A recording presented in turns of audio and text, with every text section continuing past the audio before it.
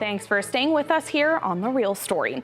There's less than a month left in this year's legislative session, and as lawmakers push to call bills and pass them, some advocates don't want just cause eviction protections to end up on the cutting room floor. Joining me now to talk about this final push, Luke Melonakos-Harrison from Connecticut Tenants Union and Teresa Quintana from Make the Road CT. Thank you both so much for being here. Glad to be here. We know the Just Cause campaign is nothing new. I've covered it in past sessions. You know, you've talked with me before about it. You've been at the Capitol multiple times rallying for this. But, you know, just starting off, tell me what this session's bill would do. Sure. This session's bill is very similar to last session's bill. Okay. It would expand existing protections that apply to tenants who are 60 years old and over, or who have a disability in buildings with at least 5 units. Okay. That exists already. It would expand it to all tenants of all ages and all ability statuses in those same buildings of 5 units or more. The one change from last year to this year is that there's a new amendment saying that those protections for, you know, the younger tenants would kick in after they've lived there for at least a year. Okay. So yeah. That was the theory being the landlord and tenant could have a year to sort of get to know each other, and the landlord would have one shot to do a no-fault eviction after that first year, and then the tenant would be protected against no-fault evictions. And Teresa, why is it so important to, you know, expand past just those 60, 62 and older and those with long-term disabilities? Why is it so important that this exists as a protection for all tenants? Because many people in our community needs a roof, like many of us, right? Yeah. So not having this protection is not giving them the peace to have a place where to sleep and their kids to continue in the same communities. If the legislators wake up earlier in the morning and they start like going around the cities where they live or where they actually represent, they will see many people sleeping on the parks right now. So we have to protect our families and the people not to sleeping on the street and keeping under a roof. And when we talk about homelessness and the housing crisis, Luke, what are you hearing from those in the community? What are some of those experiences been recently? Too many stories to tell. I mean, homelessness in the state has gone up double-digit percentage increase in just the past year. It's really kind of scary and terrifying, the rate at which people are losing their homes. You know, I've sat with so many people, younger people, maybe with kids, who are trying to just, you know, work so hard and sometimes work multiple jobs to pay the rent, to pay all the bills, to make sure their kids are taken care of. I've sat with folks who are older, who have lived in the same place for a really long time, and the thought of having to pick up and move is very distressing when people get older. It's, you know, they have their whole setup, their whole routine. Sure. Being forced out is just very distressing. And everybody in between, you know, households full of roommates to people who have lived alone after leaving an abusive relationship. They finally have a place that's their own and they don't want to lose it. You know, people are attached to their homes. It's just a human experience to want to put down roots in a place and feel like there's stability and you can close that door at the end of the day and have sanctuary. And that's very important to people. And of course, and when that's threatened without justification, without a rationale, other than that most often a new property owner thinks they can get more money out of other tenants than the ones who live there. It's just extremely upsetting. We're talking about 11% of the people who actually will be protected, but we probably think it's more than that because many people in our communities are undocumented who actually are living before they receive an eviction notice because of fear, right?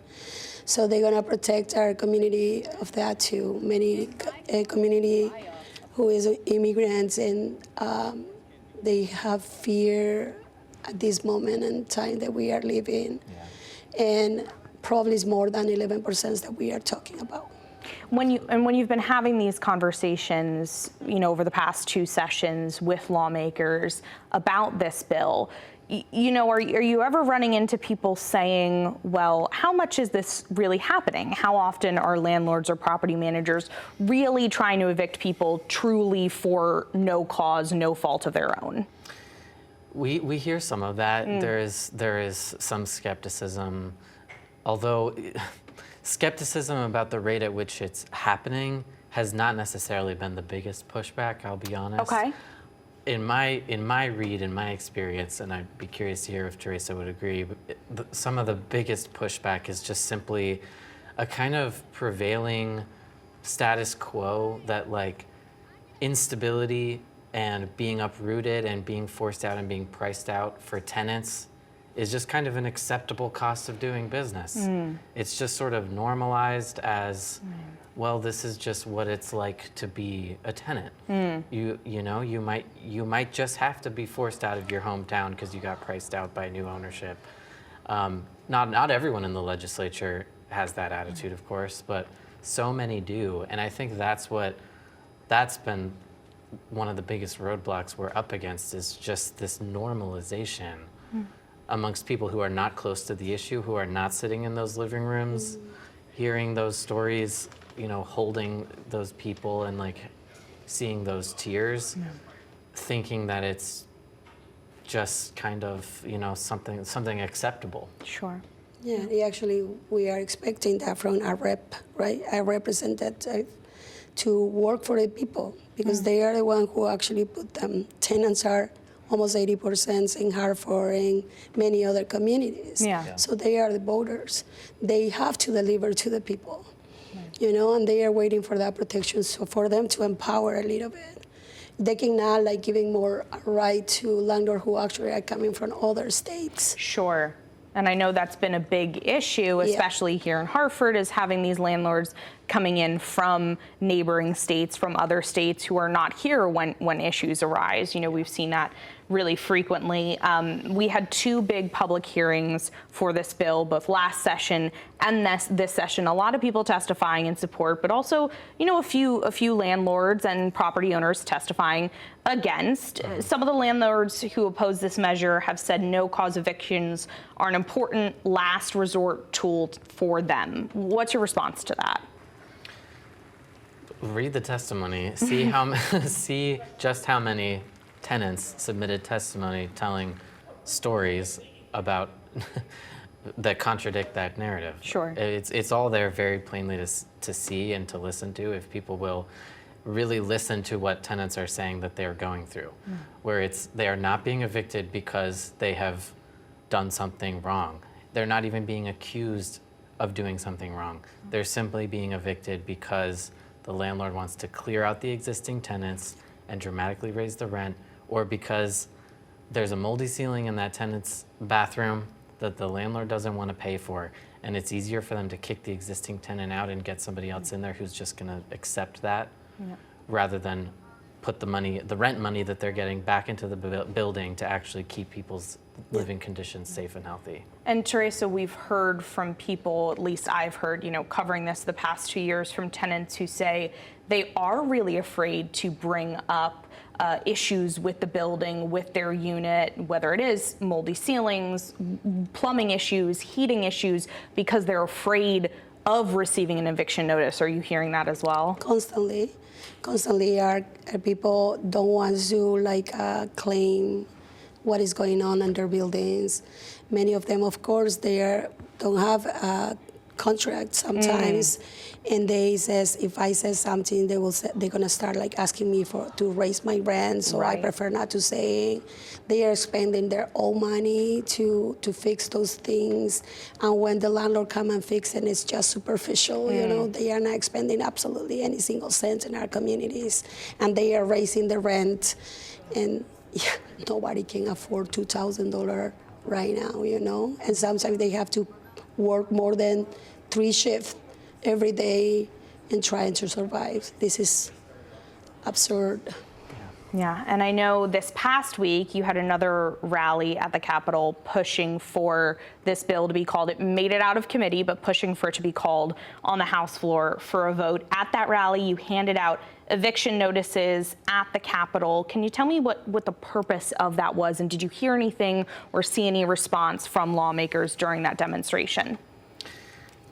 I think the purpose of the flyers that we were passing out that were taken from real life notices to quit, the first step in an eviction process, was to try to hammer home the real stories behind the numbers, that these are community members, workers, caretakers, educators, their families, et cetera, real people who are going through the terrifying process of displacement and eviction, symbolized with the actual eviction notice that people receive that is so disrupting to people's lives. I think that we did get a response, although I also think that a lot of lawmakers have seen us consistently throughout the session. They saw us in the hundreds during the public hearing. Yeah. We've rallied, we've done press conferences, we've been a constant presence. We are trying to get through to the few holdouts who still have not really taken seriously what we were trying to say, and that was what we were trying to do with the action yesterday and with the rally. And we also, for the first time, actually went out on Capitol Ave and kind of took it to the streets in a new way this past week. And I heard some honking, during that. Were you seeing support from the community? How did it feel to kind of hear that response from people? That was great. And actually, some of our members, Tenants members, actually were working, and they were very I wish I would be there, right? But I was working because I have to make the rent. But of course, they are asking for a different day for coming, being together, and raise our voices and fight for this that is important for our communities. And so, since we saw this pass out of committee, we saw support from lawmakers. We saw support from lawmakers last session, even though it didn't get across the finish line. And we heard support during the public hearing from various lawmakers on the Housing Committee. Have you heard anything from leadership about why this hasn't been brought for a floor vote yet? I hesitate to, sort of ascribe people or try to interpret people's actions for what it means about what's going on the inside. I'm hesitant to do that, but I will just say we are at the point where we are really wondering what is the holdup. We are tracking every legislator that we talk to, what they're telling us, so that we can really say, do we have the votes or not? Yeah. And based on those conversations, we believe there is sufficient support in the House for this bill to pass, and we know there's enough support in the Senate because of all the work that we did last year when it was a Senate bill. Right. Because of that, we are left questioning what's going on, what is the holdup at this point, since we are able to say to leadership, at least based on what representatives are saying to us, the support is there. It just takes the vote actually being called. Yeah, and we know there's a rush now to June 4th, under a month left. We've seen various floor sessions in both chambers over the past 2 weeks with various bills called. It is a busy schedule also with the budget session. What do you want lawmakers to keep in mind, Teresa, as they're considering bringing this for a vote? They have to consider what their constituents are talking to them. They have to consider how many of their constituents could be protected by this law. They don't have to thinking on their political careers or numbers. They have to consider the people. Yeah. Well, thank you both so much for taking the time to check in. We'll, of course, be following this as we cover the rest of the session. And as always, we really appreciate you sharing the insight with us. Thanks for having us. Thank you very much. Of course, that does it for us here on The Real Story. But if you want to watch these segments again, you can head to fox61.com or download the free Fox 61 News app and watch The Real Story every Sunday at 10 a.m. right here on Fox 61 and streaming on Fox 61 Plus. Have a great morning.